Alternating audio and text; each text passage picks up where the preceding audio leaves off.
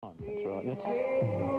Everybody's terrific. It's a Saturday, mate. It's a wonderful day. Magnificent day, isn't it? Yeah, good day to sit down beside the pool or the barbie and a nice little glass of something. Sounds nice. And a bit of Tasmanian brie or some nice oysters. Or... Oh, mate. Why does everyone do this to us every Saturday about this lunchtime? They come in here, they start talking about food and wine or lobster tails or God knows what else, and we sit here for another 5 hours starving. Salivating. Yeah. But Trapped, can't get out. They're normally eaten by the time you get out, of course. Yeah, well, they'll drive. Well, I noticed that when you arrived, you brought one of your very special wines with you.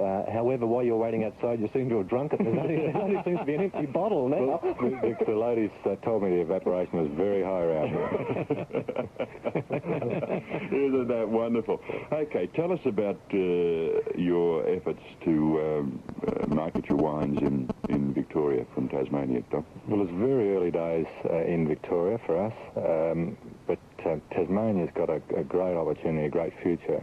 Why, I guess, we're in Tasmania is because it's... well, we're starting a separatist movement, but that's quite separate. But, yeah, well, we're sort of backing you on that. Has it succeeded from New Zealand yet? Or? Oh, is that what it was from? Oh, I thought it was from the North Island. They just need a bit new... No, it's all right that you've gone down. There's a bit of new blood into the country.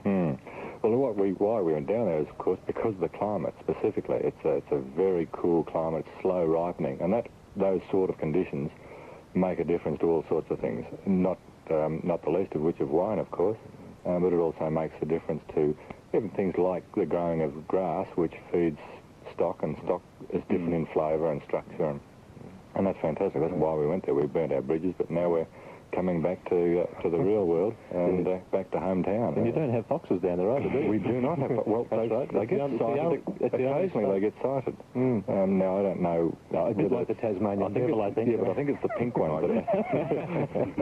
Tassie Tigers, it's 10 to 1. Don, when you're talking about... and when we talk wines on this program, we are talking from an absolute novice's point of view. Ross Campbell is a man who knows a great deal about wines, and he talks in depth about bouquet and nose. And you, Robert, come on, it tastes good, you drink it. We both know how to wine. We've been doing it for years. I must admit, it wasn't your wine that I had yesterday, Don, but I did have a Blue Pyrenees yesterday, the Cab Sauvignon Merlot, 1988. Which was about $20, I think, for a bottle in a restaurant, which is pretty good. Yeah. But I don't know whether you know that restaurant. It's Raffles in the Mount Erica Hotel, which only sells Victorian wines. So maybe they might put a few tasting ones in there. You never know, yes. Yeah. Create a bit of competition. With your grape growing in Tasmania, what sort of tonnage do you get to the acre as compared with the warmer climates like in Sunraysia and the Riverland or the Hunter Valley? Well, I spent a fair bit of time as part of my career in the Mildura district, and 18 tonnes, 15 tonnes wouldn't have been unusual. We're looking at 4 tonnes to the acre. So you're saying it's a better quality grape, or...? The growing conditions are such that you can't afford to get volume. We're trying to grow quality, and from that quality, obviously, if you start with a better quality grape, you can make a better quality wine. It's like starting with the better materials, you make a better Rolls Royce, and so on. It's like everything. If you shortchange things, something's got to miss out somewhere. So we're getting lower yields. How much is the yield dependent on forcing water into them through irrigation rather than rainfall? We supplementary water, but that's only to stop any droughting effect. Like last year was a pretty bad year. We didn't have enough water to even keep the vines pottering over. They really suffered badly because we've only got relatively small reserves. But we don't pump it in. But if you did try and pump it in, it would be fairly difficult, even in a cool climate, to pump a lot of water in because the vine's not turning over and whatever, respiring as much water. And so it's, we don't have a lot of vegetative growth and so on. The vines are fairly small. Fairly tight-knit. The bunches are obviously very small. The berry size is small. Yeah. Well, the thing is, if you put too much water into most grapes anyway, the wine gets quite watery. Yes, it does really lose its quality. A washed-out flavour. And ends up as chateau cardboard. Exactly. But it just ends up wherever they can put it. Yeah. Because, if you really checked into where the grapes come from for a lot of wines in Australia, you get quite a surprise because they're coming from the Murray Valley. Oh, yes, because, you know, the soil up there, which is a red sandy soil, which they grow it in, and also the clay river flat soils up around there. But being very hot, where it's consistently, you know, around the 40-degree mark throughout the summer, they've got to put an enormous amount of water into them. And, of course, if they're in red soil country, the water just goes straight through anyway because it's so friable. But what sort of soil do you grow your grapes on? We're on a very, what they call ancient soil. It's a podzol, a grey, sandy loam. It looks like a dirty soil, really, but we don't cultivate. We don't do any cultivation in the vineyard at all. We have what you call permanent sod, which is just like a grass mown lawn. And we try and maintain that, because when we do get a rain in wintertime, it comes down in buckets. It just washes everything away. And we've got to have a slope on our property just to get enough sunlight, so the vines are actually standing up into the sun, and they face, the rows are straight north and south, so that you get an even amount of sun on both sides of the vine, so that they ripen properly. Because we're a long way south. It's fairly cool in Tasmania. It's hard to get enough sunlight to ripen them. How many vineyards are there in Tasmania now about? Gee, just in the Tamar Valley alone, where we are, there'd be 15 vineyards. So it is starting to become very important. Yeah. How many do you think of those are actually marketing wines in Victoria at the moment? There wouldn't be many. There'd be a couple of the larger ones. Would be companies like Marilla and Heemskirk and Piper's Brook. Right. But after that, it becomes, you know, very, very small production. Not many of them are big commercial.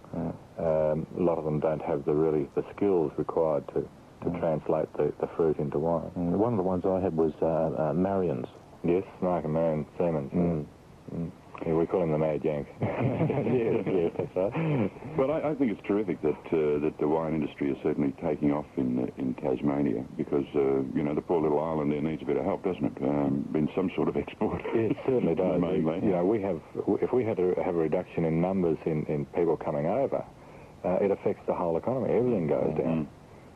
And there's, like, at the moment, we talked crayfish earlier on, there's not a huge sale of crayfish. The price is dropping, and it has been quite depressed. So that affects the fishermen, and so the fishermen don't spend the money in the towns. And I think in Melbourne it's about $18 a kilo or something, a tray, isn't it, at the moment? I don't know, I can't afford it. No, it was up to 32 a couple of years. That's right, yeah. And it still is in the spots for better and bigger ones. Is it really? But if you look at Tasmania and King Island, which has now become world famous for its cheeses and the beautiful bries they make over there, and if we can get a nice wine industry going out of Tasmania as well, then it's going to be good for the state. Yeah, well, that's where the compatibility comes from.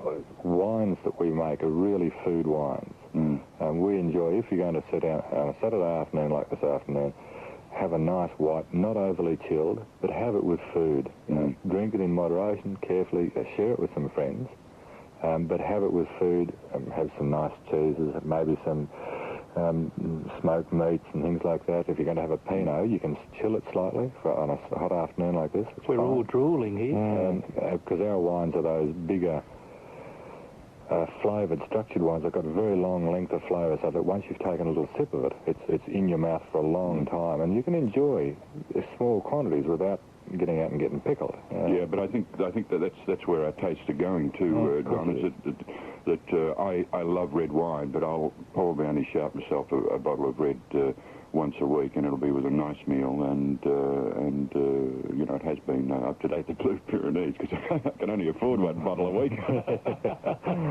But it's the way I think Australians are treating their wines now. Wine in itself is a food too, and once people start to appreciate it not as a drink, but as a food that needs respect, then it's good for your health. It reduces, if you have a small glass of wine at the end of the day, it certainly does reduce the tension and the stress, and it's health-giving. Now, if you go and drink 3 bottles of it, I've always found the headaches in the 3rd bottle, so you've got a problem.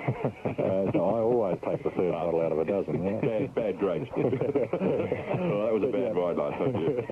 Yeah. But you are right, and I think even in the Bible it says somewhere that a little wine is good for the stomach. How would you know about that? Yeah.